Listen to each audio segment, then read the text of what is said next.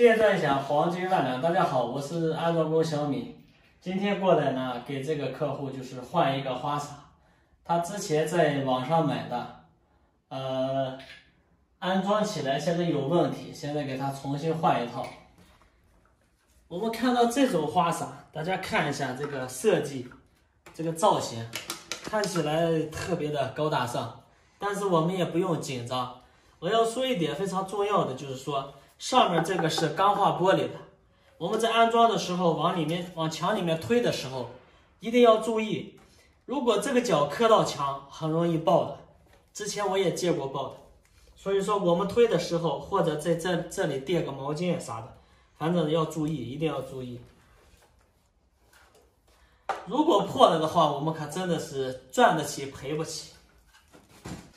现在呢，我们把这个旧的给它拆下来，杆子客户已经拆掉了，就剩这个混合器。这种的我们下边都是那个内六角螺丝拧下来，然后我们拔下来。螺丝拧好以后呢，我们就直接拔就行了。好，这个就拆掉，这个要给商家发回去的。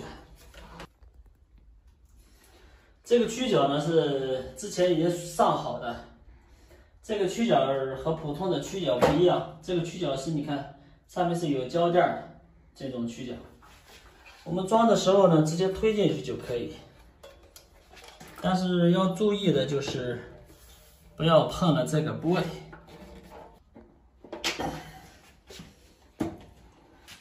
这个混合器上好以后呢，我们就是这个是他之前打好的，就不用动，直接安装就可以了。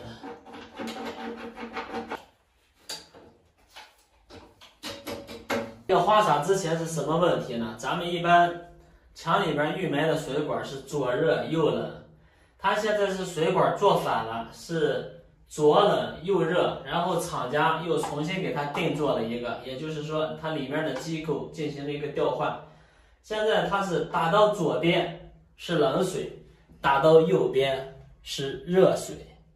现在这个已经没有问题了，现在开始测试一下。这个还是很高级的啊！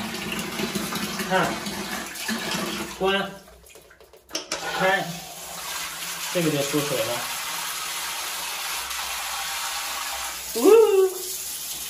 这个还带个水枪，这两个功能。好，我们再试一下这个大喷头。这个花洒呢就安装完成了。好了，这个本期视频就拍到这里了。观看米师傅后期更多精彩视频，点个关注支持一下，谢谢。